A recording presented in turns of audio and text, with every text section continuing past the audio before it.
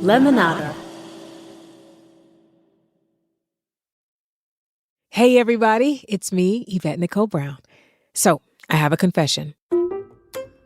I am one of the most morbid people you will ever meet. Whether it's heartbreak or even just a traffic jam, I remind myself on the regular, we're all gonna die someday. I know it's a little weird, but it takes some pressure off and reminds me that nothing is really that serious and that it's important to just keep living. But recently, I've been thinking about death in a different way. My dad, Omar's health hasn't been great these days. A few months ago, he fell, broke his hip, and landed in the hospital. It was touch and go for a while, and we didn't know what was going to happen. And since, he's been recovering in a nursing facility instead of at home with me. I miss my dad being around. It's been really, really hard for both of us. Lately, I've been having talks with his doctors about things like resuscitation and intubation if my dad's health were to get worse down the line. The whole experience has forced me to think more about what the rest of his life and his passing will look like. I know a lot of you listening can probably relate to this. As caregivers, especially if you're caring for a parent, death looms large. So how do we face the reality of it? That's what we're going to focus on in this episode.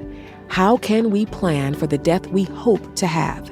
And how do we help our loved ones do the same? To do that, we'll hear from a fearless death doula challenging us to face our own mortality. This is Squeezed. I'm your host, Yvette Nicole Brown. Episode 7, Meet Alua.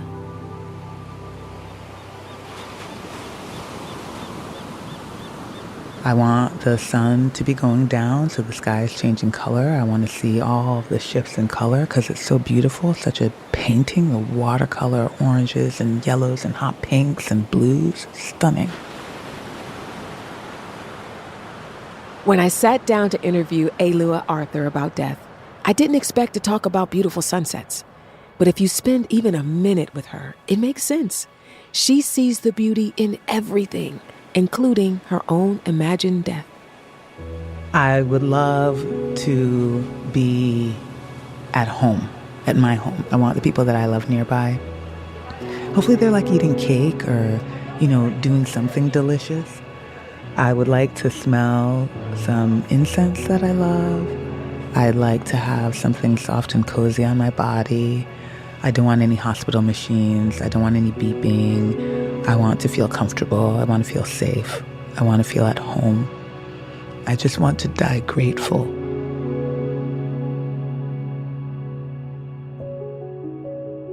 Before we go any further, I want to acknowledge that dying usually doesn't include sunsets, incense, and beauty.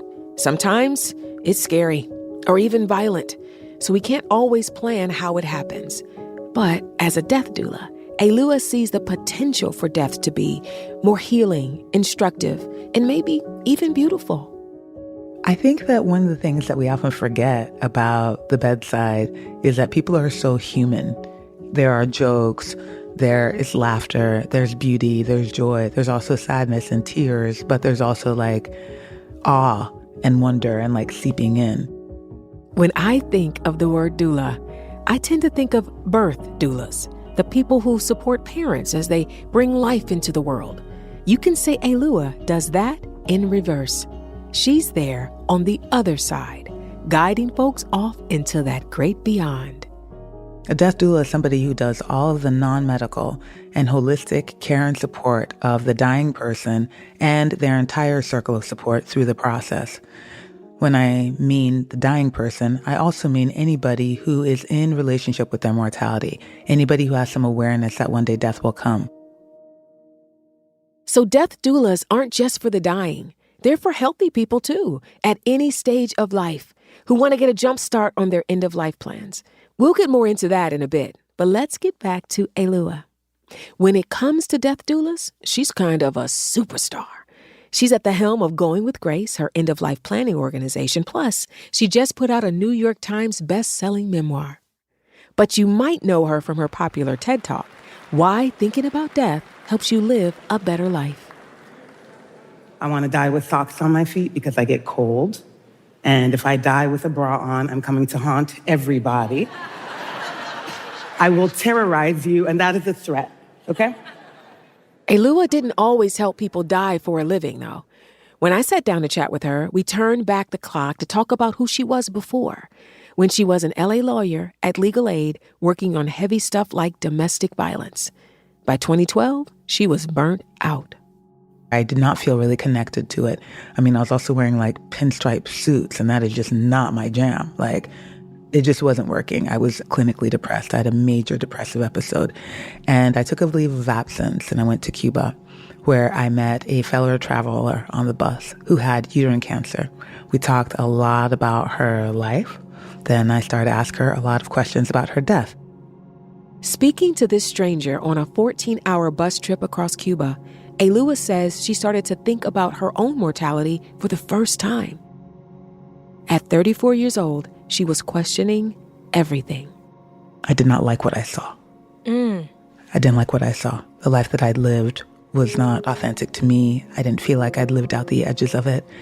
I felt small and purposeless, and I was embarrassed. I was full of shame that the life that I had lived thus far wasn't what I'd wanted it to be. That awareness of mortality became even clearer for Alua 6 months after she returned home from Cuba. Her brother-in-law had been diagnosed with terminal cancer. She moved in with him and her sister to support them for what would be the final 2 months of his life. And that's when I saw firsthand what it's really like, and it wasn't pretty. So I wanted to do something about it. Alua became the resource her brother-in-law and family needed, a guide and an advocate through the dying process. She realized it was her calling. I felt on purpose. I could be emotional. I could be logistical. I could pull up the checklist. I could ask the questions. I could hold hands. I could cry alongside everybody. These are things that I do very, very naturally. Alua took a death doula course in LA called Sacred Crossings. From there, she worked part-time jobs at a hospice and a funeral home before transitioning to full-time work as a doula. Eventually, she started her organization and added a death doula training program in 2018. The role of the death doula. What does love look like in the face of death? This is a huge question. Alua told me she thought maybe 10 people would sign up, but the first group had 57 students. Since then, Alua has continued to pass along her wisdom to students through a 12-week online training program. Beginner mind. Since you're going to treat each death like the first, you're going to have to come in open to whatever it is that you may be receiving in that room. Ask questions of the person who's dying. Pay attention to what I love that you found a need and you fulfilled it, and now you're equipping people to continue to fulfill it. I think that is brilliant. I am curious about the people who apply and turn up to do the doula training. What are they like? Is there anything that they all have in common? I think what they most have in common is their comfort and emotional depth. Because you have to be willing to play in really, really deep waters in order to do this work. I also think it's wildly important that people who have also spent some time on their privilege and their bias and their judgment and their anger and have found ways to inject compassion and wonder and awe into the inquiry are people that are best suited for this work. So far, she's trained over 2,000 people from 17 countries. One of those students was Lupe Tejada Diaz. She thought about death and humans in a way that I hadn't vaguely considered yet. These days, Lupe is a death doula and community organizer based in Minneapolis. But back in 2018, she applied to be in the first group of Alua's training program. She was just 20 years old. It was around 2 a.m. That I submitted this application for the Going with Grace program, and I had sort of forgotten that I did it until I got an email back saying, "You've been accepted, let's do this." For me, 2 a.m. is usually the time I'm buying new Lego sets online, not making a life-altering decision.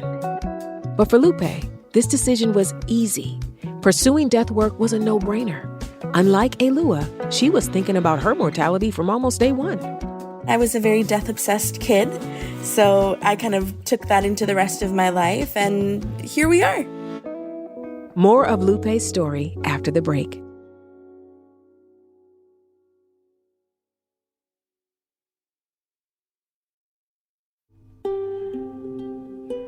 my family is Indigenous Mexican American, and we grew up with Day of the Dead, and we grew up with ancestral veneration, and death was never something that was taboo. I could always ask my parents about it, and they would tell me as honestly and as age appropriately as they could. I met Lupe over Zoom. Since she graduated from Alua's death doula training 6 years ago, Lupe's been busy serving Indigenous and immigrant populations in her community.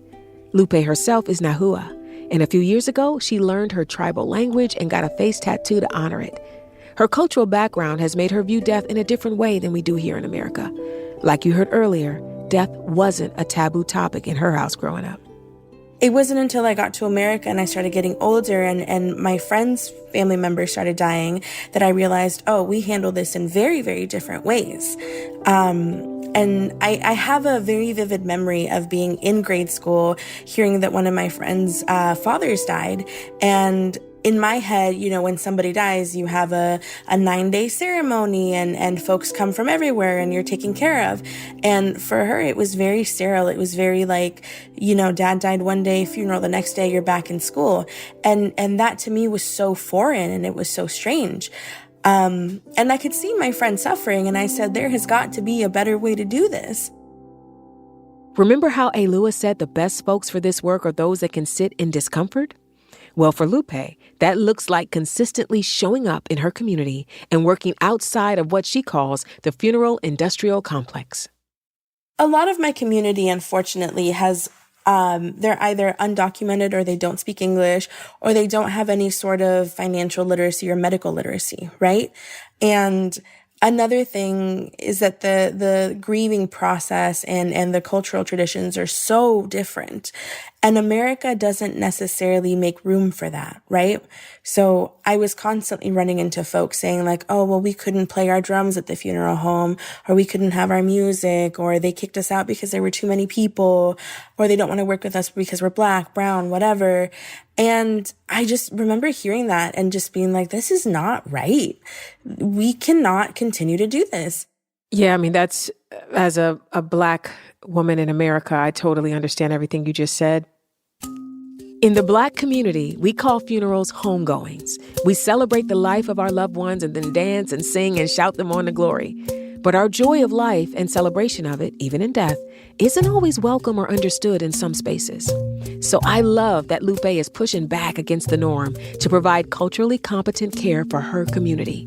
That looks like advocating for people like Shane, one of her current clients. He's part of her tribal community. He is a traditional Aztec dancer. I'm a traditional Indigenous healer. So my close friend here introduced us because she said, oh, Shane needs some help with some spiritual stuff he had going on. And I said, sure. Together, Lupe and Shane have been working on his end-of-life plans. He's 53 and making these plans while he's still healthy. Right now we are headed to Powwow Grounds, and it's one of my favorite coffee shops here in the cities. Before meeting up with Shane this past April, Lupe stopped by a local coffee shop. She told me she usually picks up a treat for the elders that she works with. And personally, I will be talking to Lupe about calling somebody who's 53 years old an elder. The nerve. Can I get 2 fried bread tacos? And then can I get an iced sugar-free vanilla latte with oat milk? In her apartment building, Lupe waited for Shane to arrive.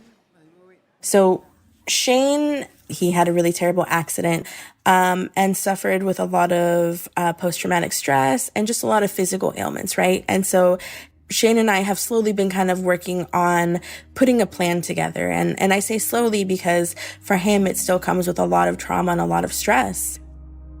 In 2018, a car struck Shane while he was on his bike. He flatlined at the scene twice. It was a wake-up call. What if he had died? He hated the idea of leaving his 2 daughters to figure out what to do for him without any end-of-life paperwork. So right now, we're trying to get an advance directive for Shane. And now I think that we're at a place where we're ready to put pen to paper and say, you know, my name is Shane, this is what I want, and this is who I want to support me in that. And Lupe is really good at educating, explaining to me. And the way my brain is, sometimes with a brain injury, it doesn't want to operate very well. And Lupe, she'll sit down and really focus on things and like separate things out, make it simple. Would you want like a traditional funeral? Yeah, we get together for 9 days and sing and hang out and Tell stories. Tell stories. And, Oh, yeah. Maybe bury me at sea, but just put a note saying, save the ocean. Right. Sure. Toss me out there so I can surf. Gosh, I wish that was so easy. Lupe and Shane were working on an advance directive, which is a legal document to communicate your medical care preferences. Making a will is important, too. That's where you can handle your financial assets, make burial plans, and name dependents. I think it's really important to have people who know exactly how you want things done, but also who are able to have those hard conversations. So one of the things that I like to think of is like having documents like this written out is like the ultimate extension of love, because it's like, we're done, we're good, everything's fine. Just reflecting on what you want is a good place to start. And at the end of that reflection, it never hurts to treat yourself to a fried bread taco. Please rehate real nice too. You know that though. Oh yeah, it'll be dinner tonight. Absolutely. So I was fortunate enough to have an end-of-life conversation with my mom before she passed 3 years ago. Actually, it was more like an ongoing conversation. Our entire lives, she would tell me and my brother, I don't want anything heroic done to keep me alive. That was my mom. She was always clear about what she wanted. So when she got sick with leukemia and found out chemo was coming, she said, nope, I'm good. My little Franny lived a big life. She raised kids, had been in love, retired from a job, and played a hell of a lot of bingo. So she chose hospice, and we let her go. We said our final goodbye 12 hours later. She truly was ready. Like you heard, Lupe calls end-of-life plans an ultimate extension of love. I couldn't agree more. But I also know these can be difficult conversations. When we come back, Alua has advice on where to begin. By the time you get sick, it's kind of hard to think clearly about what you might want. But if I can do it now, I also have the potential to influence how I'm living daily before I get sick. That's after the break.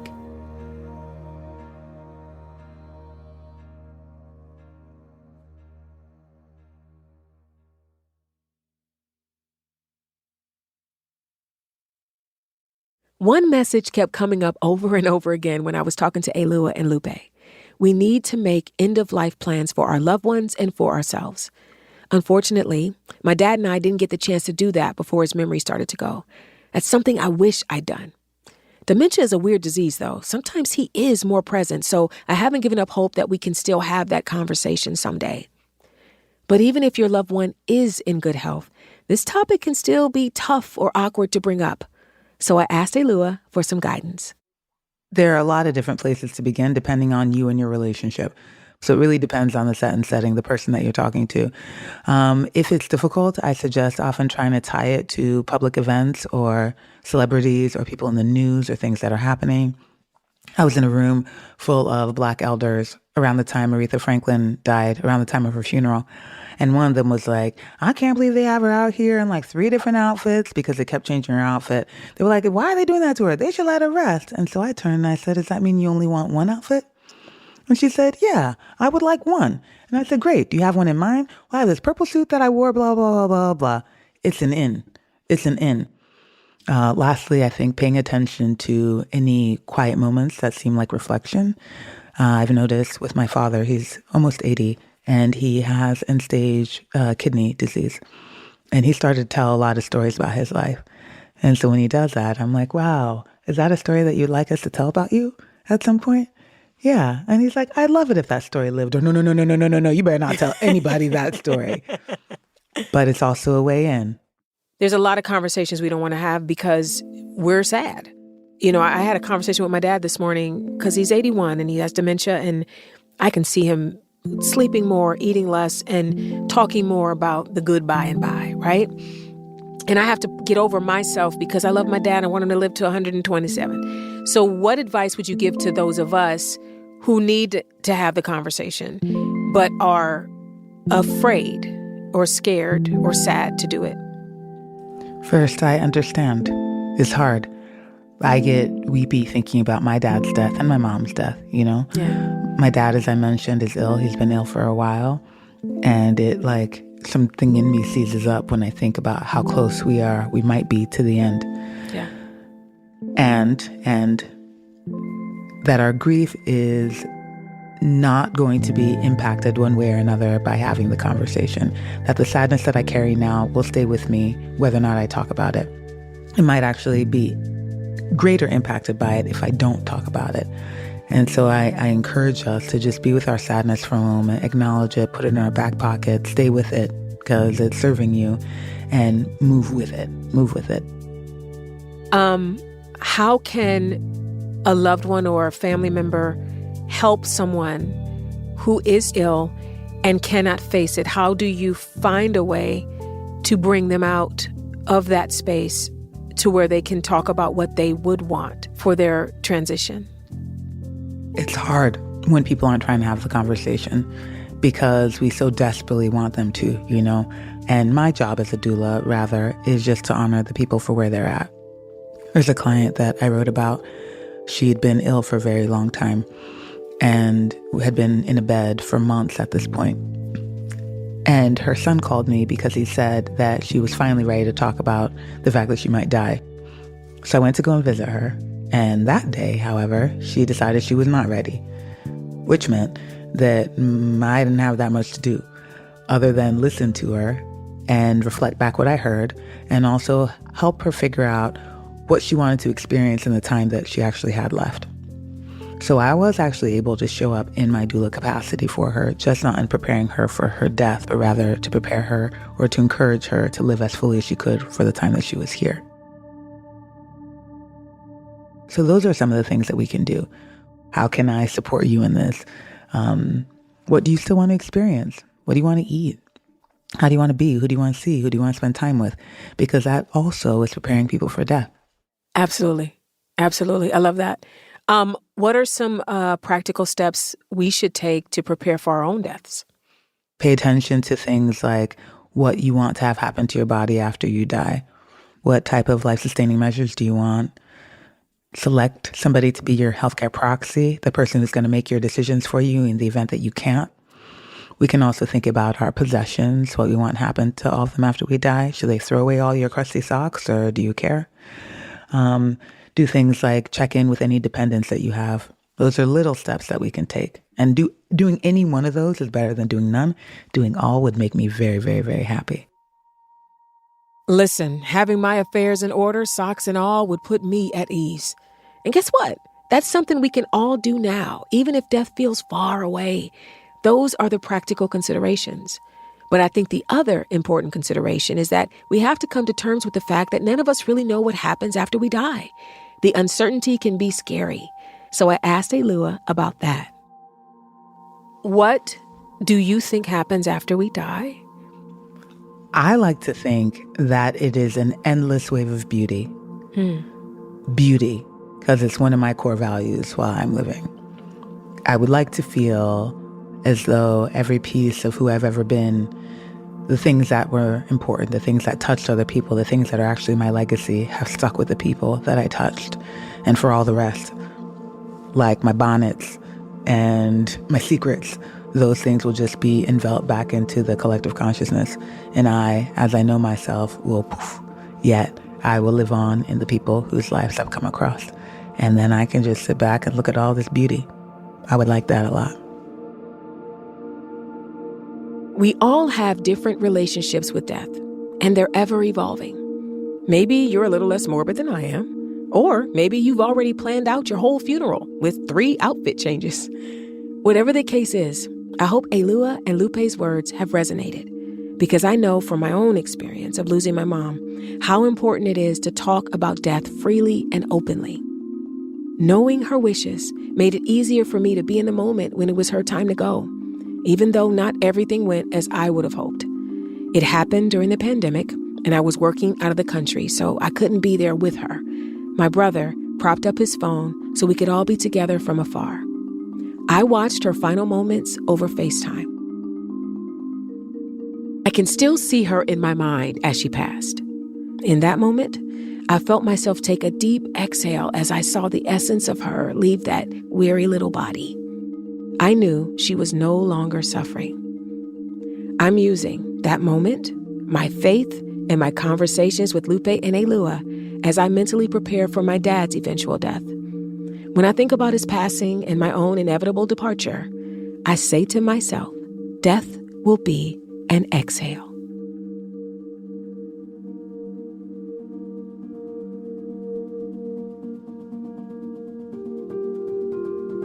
When I set out to host this podcast, I wanted to look at what it means to be a caregiver in this country, whether that's looking after children or caring for a parent or both. I wanted to show how much strength and love it takes to do this work all day, every day. And I wanted to make us caregivers feel seen. While there is beauty in caregiving, it's hard and often lonely work. But you know what? There's a lot of us. And together we are powerful. We can support each other, care for the caregivers, and make our voices heard when it comes to demanding more support for families and caregivers in this country. We can do this work with dignity, but we can't do it alone. This is Squeezed. I'm your host, Yvette Nicole Brown. There's more Squeeze with Limonada Premium. Subscribers get exclusive access to bonus content like previously unheard clips from all our voices in this series. Subscribe now on Apple Podcasts. Squeezed is a Limonada Media original. I'm your host, Yvette Nicole Brown. Crystal Genesis is our senior producer. Julia Yort, Tess Novotny, and Hannah Boomershine are our producers. Field production by Nancy Rosenbaum. Ivan Kurayev is our engineer. Our theme music is by Andy Kristen's daughter with additional music by APM Music. Jackie Danziger is our VP of Narrative Content. Executive producers are me, Yvette Nicole Brown, Jessica Cordova Kramer, and Stephanie Whittles-Wax. This show was created in partnership with the Robert Wood Johnson Foundation, a leading national philanthropy dedicated to taking bold leaps to transform health in our lifetime and pave the way, together, to a future where health is no longer a privilege but a right. Follow Squeezed wherever you get your podcasts or listen ad-free on Amazon Music with your Prime membership.